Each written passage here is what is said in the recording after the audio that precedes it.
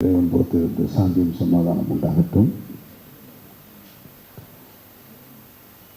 உயிர் தமிழுக்கான பத்திரிகையாளர் சந்திப்பை 2 நாட்களுக்கு முன்னாடியே நடத்தியாச்சு.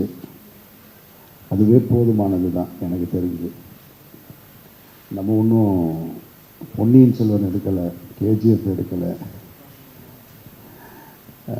அவ்வளோ பெரிய படம்லாம் இல்லை. ஒரு சின்ன படம், நிறைய உழைப்பு. ஆனால் இந்த பத்திரிகையாளர் சந்திப்பு எதுக்குன்னு எனக்கும் தெரியாது இங்கே வர்றது வரைக்கும். அதுதான் உண்மை. ஆமாம், யாருக்குமே தெரியாது. அண்ணாச்சி சொல்கிறாரு. அதனால் இது இயக்குனருடைய தயாரிப்பாளருடைய ஏற்பாடு. ஆனால் வந்து பார்த்தா இதுதான் முதல் பத்திரிகையாளர் சந்திப்பு மாதிரி இருக்குது. அண்ணன் ராஜகபூர் சொன்னது மாதிரி ஏதோ பெரிய படத்துக்கு இருக்கிற மாதிரி, பெண்களுக்கு இருக்கிற மாதிரி இருக்குன்னு. இந்த எதிர்பார்ப்பே சில நேரங்களில் வந்து பூர்த்தி செய்ய முடியாமல் போயிடும். அது பெரிய ரிவர்ஸ் ஆகிரும். அது அனுபவத்தில் நான் சொல்கிறேன் நான்.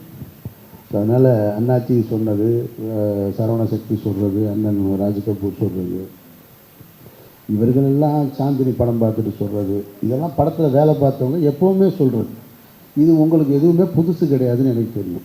எல்லா படங்களுக்கும் அந்த துறை படம் சார்ந்தவங்க, படத்தில் வேலை பார்க்குறவங்க இப்படி தான் சொல்லுவாங்க.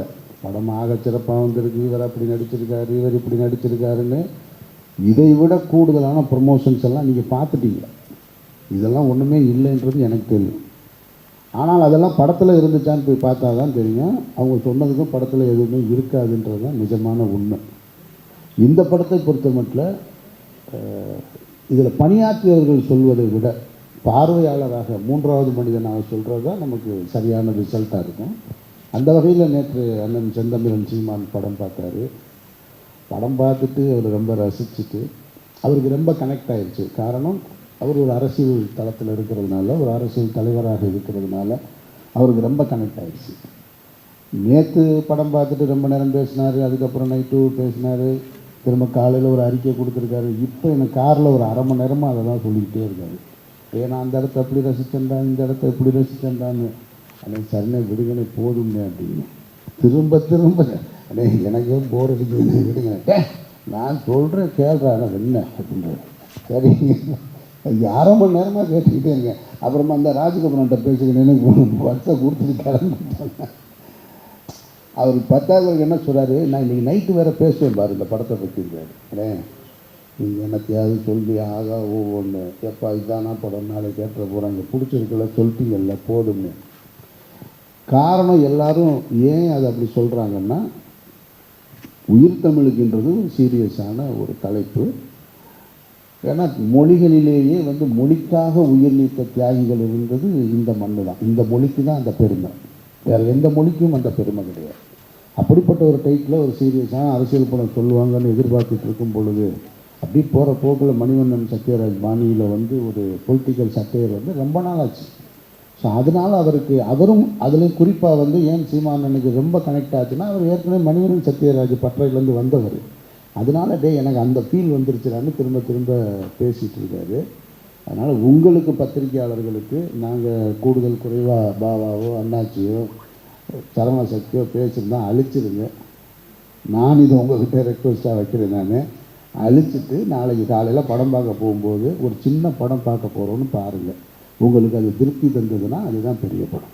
நீங்கள் பெரிய படம் பார்க்க போகிறோன்னு நினச்சி போயிட்டு இதுக்காக அப்படி பேசுகிறீங்க, ஏசி ரூமில் எங்களை கொண்டு வந்து உட்கார வச்சு ஒவ்வொரு அளவையும் 1/2 மணி நேரம் லேட்டாக வேறு வந்தீங்கன்னு தயவு செஞ்சு நினச்சிடாதீங்க.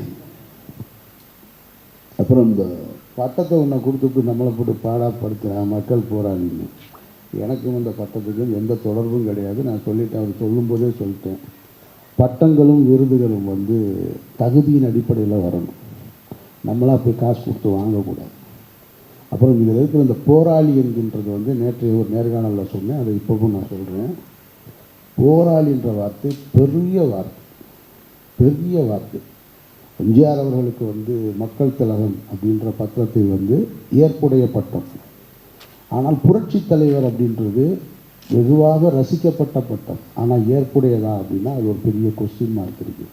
ஏன்னா புரட்சி என்பது சாதாரண கிடையாது. இந்த உலகை புரட்டி போட்ட புரட்சியாளர்கள்லாம் நிறைய இருக்காங்க. அந்த வகையில் போராளி என்பது, நான் போராளி, ஒரு சினிமாவில் நடித்தேன், 4 படம் எடுத்தேன், 2 படம் நடித்தேன், நான் போராளின்னா ஈழத்தில் போராடிய மாவீரன் பிரபாகரன் யார், அவர் போராளியா இல்லையா?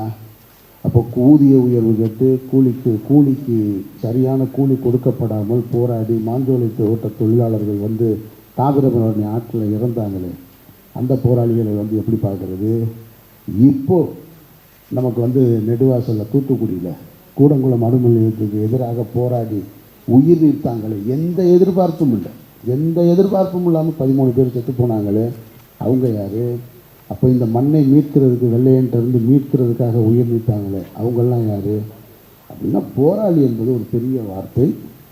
அவர் காசு வச்சுருக்காரு, அவரே ப்ரொடியூசரு, அவரே டைரக்டரு, அவரே சொந்தமாக விடையில் அடிக்கிறாரு, அதனால் போட்டுக்கிட்டாரு. நான் ஒன்றும் பண்ண முடியாது அதை. அதனால் இந்த பட்டத்தை குறித்து தயவு செஞ்சு என்கிட்ட யாரும் கேட்டாங்க. நான் என்னுடைய மாயவலையை வெறும் அமீர்னு தான் போட்டிருக்கேன். எல்லாருக்கும் வணக்கம்.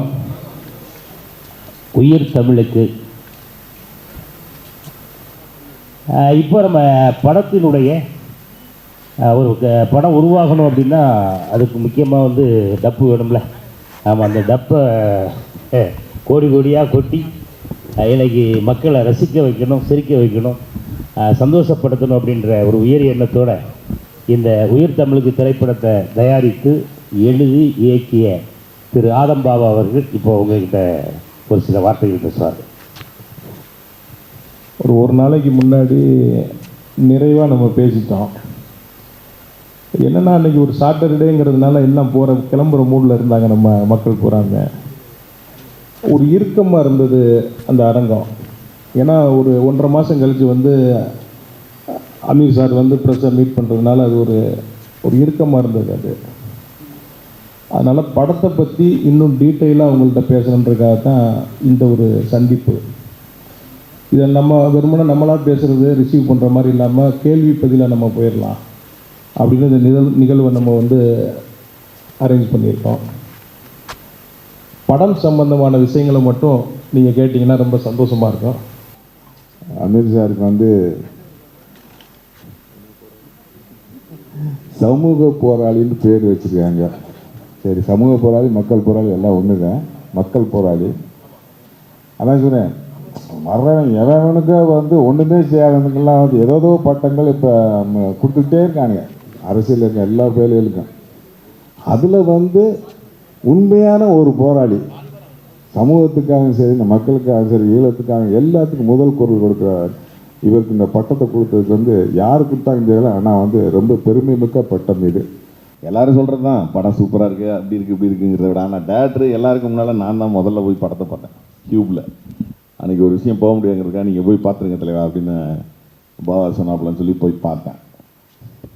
அப்புறம் என் நண்பன் பாவா ஃபஸ்ட்டு படம் உண்மையிலேயே வந்து முதல் படம்ங்கிறது முதல் கோணல் முற்று கோணல்னு சில விஷயங்கள்லாம் கேள்விப்பட்டிருப்பீங்க. அது மாதிரி தான் அவனுக்கு அமைஞ்ச ஃபஸ்ட்டு படம் வந்து எப்படி அமையும் அப்படிங்கிறதுக்கு எனக்குலாம் 2000 ஒரு படம் அமைஞ்சது.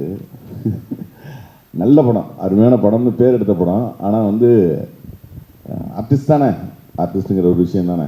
அதுக்கு நடந்த ஒரு சுவாரஸ்யமான ஒரு சின்ன விஷயம் சொல்லலாம்னு நினைக்கிறேன். நானும் இந்த படத்தின் இயக்குனர் பாவா லொக்கேஷன் பார்க்குறதுக்காக எங்களுக்கு புதுசாக ஒரு புது கார் ஒன்று கொடுத்து லொக்கேஷன் பார்த்துட்டு வாங்க அப்படின்னு சொல்லி அனுப்பி வச்சுட்டாங்க. இங்கேருந்து நானும் அவனும் போகிறோம். போய் கரெக்டாக மதுரைங்கிறது அவனுக்கு வந்து ரொம்ப ஒரு கோட்டை மாதிரிங்கிறதுனால முதல்ல நண்பன் இடத்துலேருந்து ஆரம்பிப்போம். அப்படி அங்கே போய் இறங்குறோம். இப்போ அந்த இடத்துல சுற்றி போலீஸ் இருக்குது. நான் அப்படி பார்க்குறேன், பாவா பார்க்குறேன். அங்கே ஆதம் பாவான்னு யாராவது இருக்காங்களான்னு வந்து என்கிட்ட தான் கேட்குறாப்புல. பக்கத்தில் இருந்துக்கிட்டு பாவா மேலே இருக்காப்புல, போய் பாருங்க அப்படிங்கிறாப்புல. டக்குன்னு மேலே போயிட்டாங்க. மேலே போகும், தலைவா வண்டி எடுக்க தலைவா, எல்லாம் கொடுங்க தலைவா வண்டி எடுக்குங்க அப்படின்னு டக்குன்னு வண்டி எடுத்துகிட்டு ஃபஸ்ட்டு டைமாக என்னடா கூட ஒரு நண்பன் இருக்கான் போலீஸ் தேடிட்டு இருக்கு அப்படின்னு பார்த்தா யாரோ பக்கத்து கடைக்காரன் வந்து தப்பாக பேசியிருக்காப்புல, மண்டையை திறந்து விட்டாப்புல நம்ம ஆளு. அதுக்கு தான் போலீஸ் தேடி இருக்கு. எதுக்கு இதை சொல்கிறேன்னா, தப்பாக பேசினவனுக்கே அந்த கதி. அப்படி வந்து அதுக்கு பிறகு வந்து நிறைய சுவாரஸ்யமான விஷயங்கள் இருக்குது படத்தில். வந்து ஜாலியான விஷயங்கள் வந்து நிறைய இருக்குது. ஒரு விஷயந்தான், இந்த படம் மக்களுக்கு உள்ளே வந்தால் ஃப்ரேம் டு ஃப்ரேம் என்ஜாய் பண்ணுறதுக்கு கன்ஃபார்மாக கேரண்டியாக இருக்கும். நன்றி.